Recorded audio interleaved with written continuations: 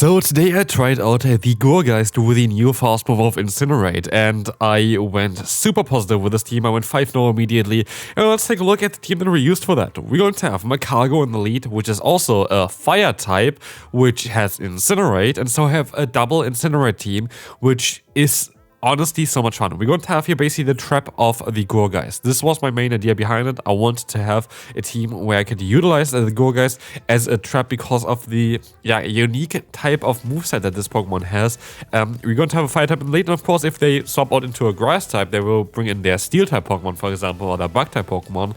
But in this case, they're actually going to not have the greatest time against a Pokemon like Gorgeist with the coverage that it has. But otherwise, we're going to have in the back the Wigglytuff. I feel like I would have rather enjoyed a Pokemon like the Whimsicott actually in the back here, which would have been better up against those Gastrodons, against generally those, I don't know, like what they call, like mainly those mud boys, those mudslappers. Like those would be a little bit better up here against something like a Whimsicott compared to the Wigglytuff. But the Wigglytuff itself worked out really well as well, don't get me wrong. Like Wigglytuff was a strong Pokemon. There were also certain matchups where this Pokemon helped me out even better than any other Pokemon could have, and we're going to talk about this here today as well. Every single battle that I did with this team, by the way, is going to be in this video as well. And I just want to showcase this team because I had so much fun with it. Like, honestly, I wanted to just showcase it immediately because this team was amazing. This is what I was hoping for the entire time. I did kind of make teams already like this before. I tried this team out, I think, like in the beginning of the season. I didn't really have actually the greatest success, but now the time has come for this team. This team is absolutely amazing. Like, honestly, it works out so well. Here, by the way, the opponent had to kind of call that I go for the bait here, but I didn't. I just went straight for my move, and that worked out quite well. And now they have 2 shields and a Morpeko, but I have my Wigglytuff in the back. And here's also another funny thing here, basically, which helps against Morpeko with this team. Here, for example, Morpeko has nothing to hit us with. Aura Wheel is not going to knock us out, it's resisted. But as soon as they're going to go for this Aura Wheel, they change it to the Dark form, which means also, no, it has nothing to hit the Wigglytuff. So I don't have to shield here at all, but the opponent forfeits anyway. Next up, we're going to have a Go-Goat. That's a very rare sight, but also it's a Pokemon that has no play against our team whatsoever, as I swap out into the Charger Bug, and that's why I decided to stay in here as well. I don't really need to keep alignment, because actually my Gorgeist is better against Go-Goat than here my Macargo is, which is kind of funny, just because you're going to have better resistances against it compared to here. Like, they have access, for example, to Rock Slide or Brick Break, which is going to be super effective against our Macargo. But here you see me now swap out into my Gorgeist, because I know full stop there that this is going to be basically the breaker for the rest of the team from the opponent. There's nothing they can do anymore. Like, they have a Stunfisk, which doesn't do damage against us, and they have a Go-Goat that doesn't do damage against us. Like, their team just lacks coverage for Gorgeist, and we will be able to just sweep here with just our Gorgeist. Like, look at this. Like, what are they going to do here? Okay, let's hop on to the Go-Goat. I can just go for the Shadow Ball, but also because they were stuck in this matchup for so long, I would be allowed to swap out now into my Macargo again and doing some nice Fire-type damage, going for the Rock Tomb here, which is going to drop the opponent's attack. It doesn't knock them out, but it's going to put them super low enough that I can guarantee just to win this battle anyway. They decide to forfeit as well here, and we can move on to battle number 4. We will face off against the Credilli. And this is going to be interesting. Credilli is not the best lead. Absolutely not, but it's also not the worst lead either. Like, this would be, kind of a bit too much to say that this is a very bad lead. Yes, we're going to take a ton of damage, but they make it worse for themselves by stopping in something like a Hakamo. I feel like, personally, I would not recommend you to say swap a Pokemon with a quadruple weakness here. In this case here, it's so weak to Charm. Like, literally, we just can't fully farm them down. We can completely wall them here. We get out with an Icy One, which helps us out against the Credilli as well. Like, this is such a bad matchup for them. And here, actually, I decided to go for the shield here, which is kind of maybe a bit weird, because I could have just let the move go as well and then went to my Macargo. But I know that I can farm it down in time, and I know that I have now Icy Wind, which is going to be stuck at the opponent's Dusclops for the rest of the battle. And this means that Dusclops here is barely going to do any damage, and we can even amplify this even more by going into our Macargo now, going for the Rock Tomb and dropping the attack even further, and I can go for another Rock Tomb, and now they're at a -3 attack. We still have 3 Pokemon left, and they have absolutely 0 chance of winning this battle. Like, they are not going to do any damage, and actually they decide to go for here a little bit of a fun play by going for the Ice Punch, knowing that this game is over for sure anyway, and we can just go for the Overheat winning this battle, but they're at -3 attack, which is super rare to see people getting into the stage, but like, this Dusclops really didn't appreciate this here. So, next up, we're going to have Wigglytuff in the lead. That is fantastic for us, and they swap out into the Empoleon. I don't really have a great answer for Empoleon on this team. This is where, yeah, we kind of struggle. Empoleon is a bit of a trickier Pokemon for us to deal with. This is sure, like, there's definitely other ways of dealing with it if you have a different Pokemon than Wigglytuff in the back. I like Wigglytuff for this team, though, specifically, so we kind of want to play around this issue here. I play around this issue by going to the Gorgeist, which now allows me to take a Drill Peck because they're debuffed, but also I can go for the Seed Bomb, which this should be, with all the Incinerate damage from both of our Pokemon, it should be enough to knock them out. And now we have alignment. We have out the Wigglytuff, which has to still go for a charge move if they want to knock us out before we can go for another Seed Bomb.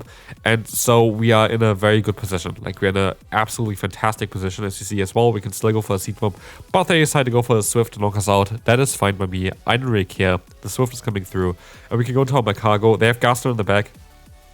I don't know, I should be able to win this battle here. Yes, I might have a bit of a tough time here sometimes, but I can debuff them first, which means here as well, they will take a Water Pulse even afterwards, and then I have the option to go for Swift. I have the option to go even for the Rock Tomb still afterwards as well, with all the charm damage that comes through here. Like, we're actually going to put them into range even for the Cargo, and this is not even going to be close to knocking us out here, the Water Pulse. So yeah, we are going to be able to win this battle. We try to go for the Swift. Oh, they swap out into the Wigglytuff. That's actually going to make it a little bit more tough. I undercharge this move, so I get some energy more here with our Cargo. We can farm them all the way down, and now we have Overheat, and now it's game over because there's nothing they can do here. This Overheat is easily going to knock them out, and we can move on to the next opponent, where we have a horrific lead. And this is something where I'm not sure we're going to be able to come back from. You see me here. If I face off against a Pokemon like this, I actually do use my Say Stop of a Wigglytuff instead of my Say Stop of the Gorgeist, and we're getting completely hard-walled here left, right, and center. There's nothing that I can do here. Like, we have Empoleon against our Fairy type. We have 0 damaging output against this Pokemon, like literally 0. They played very well though as well, I have to say. Like, they're undercharged here in order for them to get a bit more energy in. We get some damage in against the opponent, but yeah, like, they're gonna be able to basically one-shot our Cargo, but I can't really do anything about that. I have to let the move go. It is, yeah, not knocking us out straight away, but it leaves them with 1 HP. If they would have got knocked out there, maybe had a bit of a chance at least, depending on what they have in the back. But yeah, it depends on what they have in the back. And it's going to be the Celio. Honestly, if I would have knocked them out, I had a good chance of winning this battle still. But like this, there's nothing I can do. And we can move on to the next opponent. Facing off against yet another mudslapper, we're going to have to swap out yet again into our Wigglytuff, which is now going to get out the opponent's 2 cannon. And that is honestly quite alright for us. What we should be doing here is actually go for a charge move a little bit earlier. But at the end of the day, what I want to prioritize here is to keep alignment. I definitely should have went for the charge move earlier, which would have allowed me to get a shield already from the opponent, but that is what it is. Now I can go for the full farm down, end up with basically 2 Icy Winds, which helps me out now against the Gastrodon. But it would have been more worth it for me to get a shield. Absolutely, it would have been more worth it to get a shield than the damage I do here, because at the end of the day, what I would like to have later on is to knock them out with a Seed Bomb, and I not even getting a shield here, which kind of worries me a little bit because I don't know what they have in the back. But if they play so recklessly here with their Gaster, and then they only have another answer to Cargo in the back, which is going to be the case here, it's going to be the Blaziken, and so we have no chance. Like, realistically, we don't have any chance. Like, we would need to catch a Blast Burn, but we have Incinerate, and it's practically impossible to catch a move when you have Incinerate as your fast move. The opponent can always guarantee that their charge moves land. This is like one of the biggest, I don't know, disadvantages of having a 5-turn fast move, and that's why 5-turn fast moves, I mean, like, I would like to see more 5-turn fast moves, by the way, with different kind of variations, with more energy generation, with more damage or whatever. But like, it's always going to be worse, generally speaking, compared to a 1 or 2-turn fast moves. Those are ideal. 3-turn fast moves already get a bit awkward. 4-turn and 5-turn are really awkward to play because on how they kind of interact in the current gameplay. Because, for example, if you have a 2-turn fast move here, you can always go for 2 fast moves against an Incinerate user, and you can guarantee kind of knock out, like, get the charge move off them before they can do anything, because you see the animation of the opponent. They're never going to be able to stop out against you. And that's just kind of unfortunate. Here, by the way, I have completely no idea what I'm trying to do because I tried to go actually for the Shadow Ball here against, like, I didn't go for it though, but I wanted to go against the Morgram for a Shadow Ball, which doesn't make any sense. I thought it was a Ghost type, but it isn't. It's a Dark type, of course. So, like, it doesn't really make any difference here anyway. As it knocked me out with a U-Blade, I know I won already at this point anyway because of Morgram. I do now realize it's a Dark type, of course. I have the perfect answer in the back, so I'm not too worried about it at all. I could use a shield here just to debuff them, make my life a little bit easier, but who needs an easy life if you have a Wigglytuff which can just charm through the opponent anyway? It doesn't matter what they're gonna do, and they're gonna forfeit, and we can move on to the second to last battle already. Yeah, we have 10 battles here today. It was a fast team to run. It's an amazing team to run. It's very nice and yeah, easy to adapt. Like it has the idea of trying to bait out certain Pokemon with your Say-Sop that you don't want to face as well with the backline, like with the Pokemon they have in the back, the Wigglytuff, for example, like any kind of steel type Pokemon you want to bait out with your Gorgeist and still punish them. And honestly, it works out so well. Here, because of what the opponent had in the lead with the Altaria, I decided to actually let this matchup go because I know that I have still a good answer in the back and I know I just need alignment and I'm gonna get alignment here guaranteed. And with Altaria, a lot of times they have a mudslapper. In this case, I don't think they did have one. No, they had Scissor, which is also absolutely fantastic for us. Makes a lot of sense as well. Scissor's going to cover like the weakness to fairy type Pokemon. And like this, I just going to have alignment and the opponent has no way of playing this or winning this at all.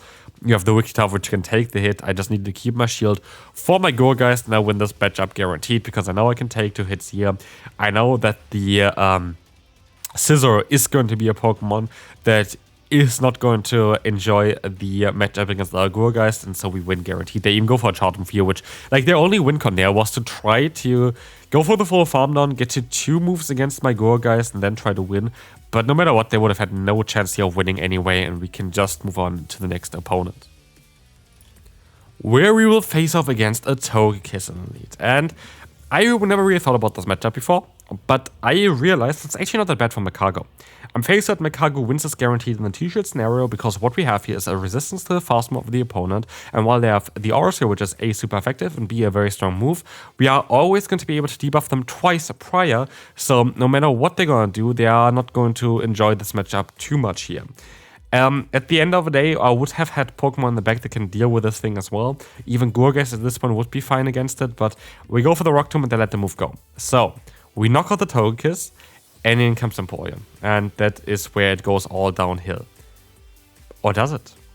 I am able to catch a move here. That is crucial. That is absolutely crucial. And they swap out into the Dusknoir. And that is a ginormous mistake.